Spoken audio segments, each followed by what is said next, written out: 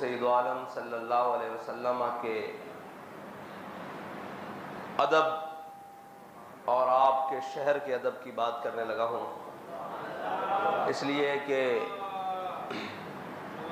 پوری دنیا میں ہم نے تو اپنی آنکھوں سے ایک شخص ہی دیکھا ہے جس نے سارے ادبوں کو چھوڑ کے حضور کا ادب بتایا ہے، اور حضور کے ساتھ جو چیزیں منسلک ہیں ان کا ادب بتایا ہے، ورنہ ہم نے جہاں بھی دیکھا، جس کو بھی دیکھا، اس نے اپنا ادب ہی بتایا۔ اس نے کہا مینو منو، میری منو۔ بابا جی فرمایا نہ انہاں نو منو نہ انہاں دی منو، بس حضور نو منو، اور اسی کے ماننے میں بھلائی ہے۔ اور گزشتہ رات حضور سید عالم صلی اللہ علیہ وسلم کے شہر پاک میں، وہ شہر کہ جس کے بارے میں خواجہ فخر الدین سیالوی فرماتے ہیں کہ باب جبریل کے پہلو میں ذرا دھیرے سے فخر کہتے ہوئے جبریل کو یوں پایا گیا کہ اپنی پلکوں سے در یار پہ دستک دینا اونچی آواز ہوئی، عمر بھر کا سرمایا گیا۔ وہ شہر، اور جس کے بارے میں میرے آقا و مولا صلی اللہ علیہ وسلم نے فرمایا، حضرت جابر بن عبداللہ سے روایت ہے، میرے آقا نے فرمایا مدینہ، شہر مدینہ جو ہے یہ لوہار کی بھٹی کی طرح ہے، یہ میل کچیل کو دور کر دیتی ہے، اور جو پاک آئے اس کو مزید ستھرا اور نکھار دیتی ہے، لیکن جن کے دلوں پر مہریں لگی چکی ہو نا، وہ کہتے ہیں بامے جڑے کوڑے تمبے مول مٹھے نہ ہوندے بامے توڑ مکے لے جائیے، ہاں جی، کوڑے کھو کدی مٹھے نہ ہوندے بامے سہمنا گڑ پائیے۔ بابا جی حضرت مولانا روم کے حوالے سے ایک بات کرتے تھے کہ حضرت مولانا روم نے فرمایا ہے کہ جو بدبخت ہے نا اس کو نبی کی مجلس بھی فائدہ نہیں دیتی۔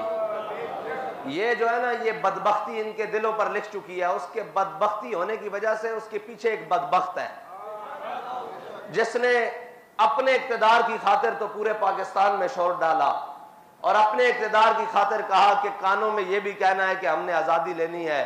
یہ تو بات کی بات ہے نا کہ آزادی کس سے لینی ہے، لیکن ساری باتیں بتائیں لیکن حضور کا ادب نہیں بتایا، اس لیے وہ بے ادب بن کر وہاں پھر رہے ہیں حضور کے دربار میں، جہاں پر ادب گاہے زیر آسماں از عرش نازک تر۔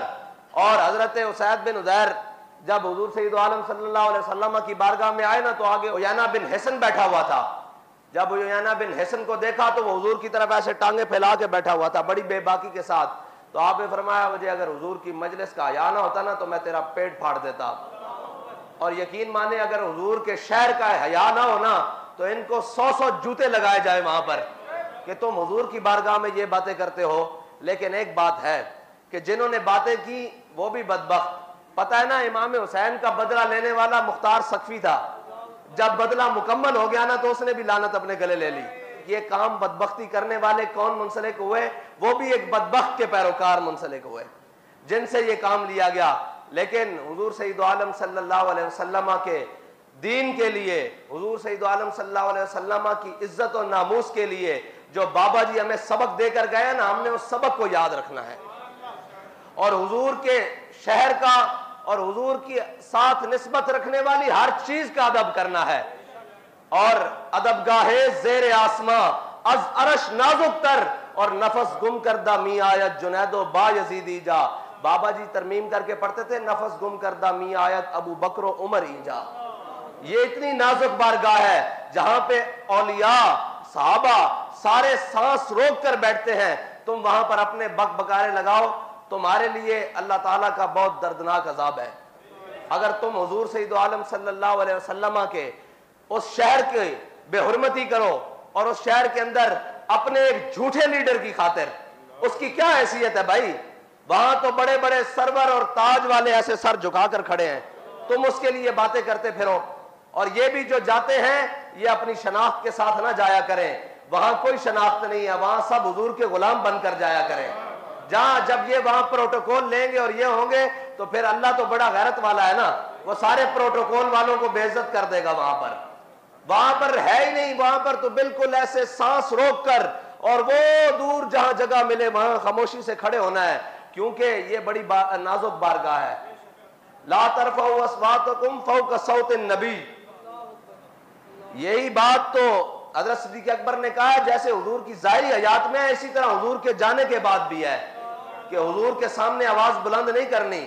ہمارے علماء نے تو بڑی احتیاط کی ہے. یہ ساری باتیں اس لیے ہیں کہ ہم بتانا چاہتے ہیں کہ حضور سید عالم صلی اللہ علیہ وسلم کے شہر کو آپ عام معاملہ نہ سمجھیں اور اس بات کو کوئی چھوٹی بات نہ سمجھیں.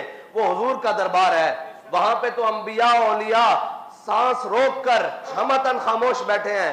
70,000 قدسی صبح و شام آ رہے ہیں جن کی خبر کسی کو نہیں ہے. وہ اسی لیے آ رہے ہیں کہ یہ حضور کا دربار ہے. اور یہاں تو سانس اونچی ہونے سے اعمال اکارت ہو جاتے ہیں. یہ وہ جگہ نہیں ہے جہاں پر آپ ایسے بے باکیاں کرتے جاؤ. بہتر ہے کہ تم وہاں جاؤ ہی نہ. بہتر ہے کہ تم وہاں جاؤ ہی نہیں. اگر تمہیں احساس پیدا ہو جائے تو تم تو کبھی تصور ہی نہ کرو کہ ہم اس بارگاہ میں کھڑے کیسے ہوں گے. رکتے ہیں یہیں قدم آ کے اہل نظر کے, اس کوچے سے آگے نہ زماں ہے نہ زمیں ہے. اور ہر ایک کو میسر کہاں تیرے در کی غلامی, اس در کا تو درباں بھی جبریل امی ہے. یہ کوئی عام بات نہیں ہے اور بڑی خطرناک بات ہے. اتنی بے باکیاں اچھی نہیں ہیں. اتنی بے باکیاں اچھی نہیں ہیں. یہ نہ ہو کہ اللہ کا قہر اور اللہ کا جناب جلال وہ جوش میں آ جائے اور تم سب کو بھسم کر کے رکھ دے. تم وہاں جا کر کسی لیڈر کی بات نہ کیا کرو. ہمارے بابا جی نے تو ہمیں نام بھی دو دیا ہے. حضور کا ذکر ہو تو ہم نعرہ وہ بلند کرتے ہیں کہ لبیک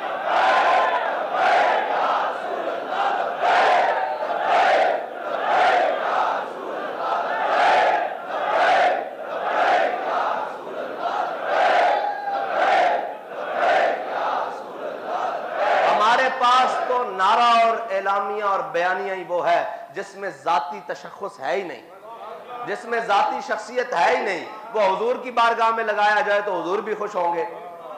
اور اگر تم وہاں کھڑے ہو کر کہے گو کہ اب آئے گا عمران تو پھر تو یہ بری بات ہے نا. یہ تو قبول ہی نہیں ہے. ادھر وہ کوئی آ کے کہے کہ اب شیر آیا, ہم تو کہتے ہیں نہیں حضور کا دین آیا. ہم تو یہ کہتے ہیں کہ تاجدار ختم نبوت. اور دوسری بات, وہ جو وزیر اعظم بن گیا ہے اس کو پھر ایک دفعہ کہتا ہوں کہ یہ ذلت ایسے نہیں ہو رہی. یہ ذلت اس وجہ سے ہو رہی ہے کہ تم کہہ کے گئے ہو کہ میں اس ملعون کے ساتھ مل کر کام کروں گا. تو دیکھ لو سین نبوی میں تمہاری ذلت ہو رہی ہے.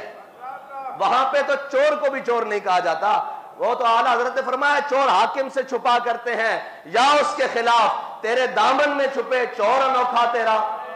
وہاں تو چوروں کو پناہ ملتی ہے, گناہگاروں کو, کیونکہ میرے آقا نے فرمایا شفاعتی لأہل الکبائر, میری شفاعت تو ہے ہی بڑے گناہ والوں کے لیے ہے, بڑے گناہگاروں کے لیے ہے, بڑے غداروں کے لیے نہیں ہے. تو گناہگار بن کر جاؤ نا, غداری تو نہ کرو حضور کے ساتھ. اگر غداری کرو گے تو پھر تم کیا, تمہاری حیثیت کیا. یہاں ابو جہل کو اللہ نے بچوں سے مروا دیا تھا. یہاں تو جناب وہ اگر حضور کے دامن سے وابستہ ہو جاؤ گے تو حبشی غلام ہو, کالا ہو, ناک بھی چپٹی ہو, بلال حبشی ہو, وہ کعبے کی چھت پر جاتا ہے. اور اگر سکا چاچا بھی ہو تو قرآن کہہ دیتا ہے تبت یدا ابی لہب وتب. یہ وہ بڑی نازک بارگاہ ہے, بہت نازک بارگاہ ہے. اس کے اندر کوئی ایسی بات نہیں چلتی. اللہ تعالیٰ مجھے اور آپ کو حضور کا ادب نصیب فرمائے, اور اگر کوئی وہاں چلا جائے تو اس کو باادب حاضری نصیب فرمائے. بس اسی ڈر سے کہ ادب گاہیز زیر آسماں از عرش نازک تر اور نفس گم کردہ می آیت جنید با یزیدی جا. علامہ اقبال نے تو پھر بات ہی ختم کر دی, کہتا ہے خاک طیبہ از دو عالم خوش ترست. کہتے تم حضور کے دربار کی بات کر رہے ہو, ہمیں تو جو طیبہ کی خاک ہے وہ پورے دو عالم سے بہتر ہے, ہر چیز سے بہتر ہے. خاک طیبہ از دو عالم خوش ترست, اے خون کے شہرے کے آجا دل برست.